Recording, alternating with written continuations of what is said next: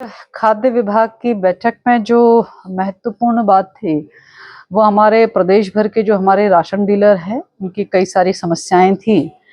और उन समस्याओं को देखते हुए आज की ये बैठक आहूत की गई थी।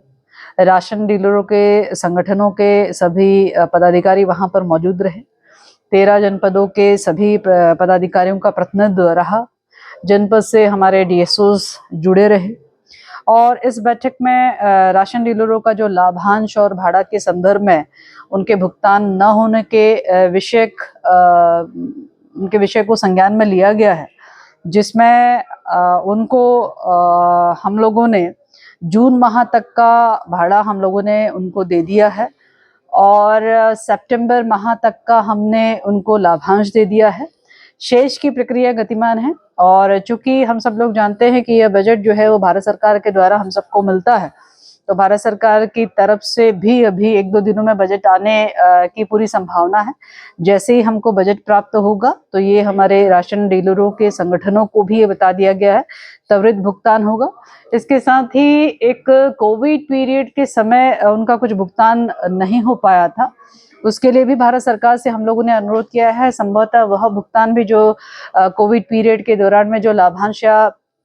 का भुगतान है वो भी जो है बहुत जल्द उनको मिलने वाला है। इस प्रकार से भारत सरकार में लगातार वार्ता भी चली है, उनकी ओर से सहमति भी आई है। इसके अतिरिक्त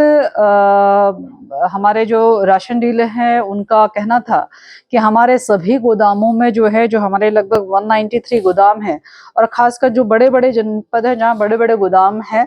वहाँ पे धर्म कांटा लगना चाहिए। उसके निर्देश भी आज हमने डिपार्टमेंट को दिए हैं कि हम लोग ये सुनिश्चित कर ले कि जहाँ पे 100 कुंटल का हमारा धर्म कांटा लगना है, कहीं पहाड़ पर हमारे को 10 कुंटल का लगाना है, इसका परीक्षण कर ले। उसके अनुसार जो है हम 31 मार्च तक हम जो है धर्म कांटा अपने गोदामों में लगाना सुनिश्चित करें, ये सख्ताई से निर्देश दिया है, ताकि किसी तरीके से घटतोली का शिकार हमारा लाभार्थी या हमारा राशन डीलर को दिक्कत खड़ी ना हो, ये भी आज स्पष्ट कर दिया है। इसके साथ ही एक समस्या और हमारे बीच में बताई गई थी। वो समस्या जो हमारे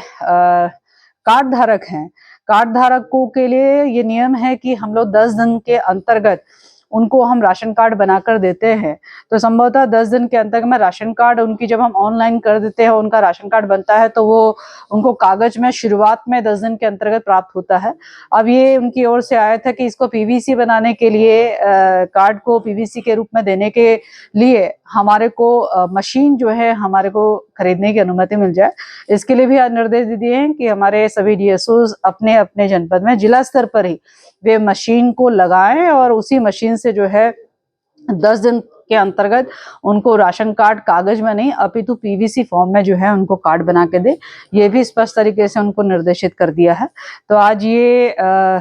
सभी प्रमुखतः बिंदु जो है आज बैठक में रहे हैं और निश्चित रूप से आने वाले समय में हमारे राशन डीलरों के पास में जो है ई पॉस मशीन के माध्यम से भी राशन वितरण होगा, जिसमें सारा सिस्टम जो है वो बायोमेट्रिक पैटर्न से बिल्कुल नेट टू नेट रहेगा। तो उसका भी प्रशिक्षण जो है उनको प्राप्त हो, इसको भी हमने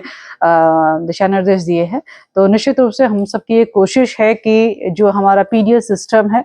वो बहुत पारदर्शी तरीके से, सुव्यवस्थित तरीके से संचालित हो, ताकि हमारे लाभार्थी जो कि राशन कार्ड धारक है उनको किसी प्रकार की असुविधा न होने पाए। इसके अलावा हाँ, एक और बात एसएफआई के अंतर्गत भी आपको बताना चाहूंगी कि हमारे राशन डीलरों की यह मांग थी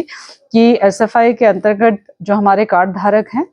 उसके अंतर्गत उनका कहना था कि चूंकि उसकी धनराशि जो है 11 किलो या 13 किलो की जो है वो राशन मिलता है और जो पैसा जो है वो मात्र शायद 11 रुपए इस प्रकार का है, तो उसको थोड़ा सा धनराशि बढ़ा दी जाए और उसमें जो हमारे को लाभांश है उसको बढ़ाया जाए। तो संभवतः हमने एसएफआई का जो लाभांश है वो हम लोग बढ़ाने का प्रस्ताव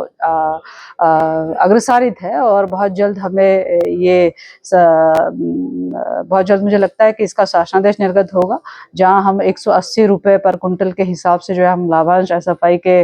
कार्ड धारकों के माध्यम से हमारे राशन डीलरों को जो है वो प्राप्त हो सकेगा। तो ये भी एक कार्य प्रगति हुई है। इसके अलावा हमने कहा था कि भी हमारे पूर्व में निर्देश दिए थे कि हमारे जितने भी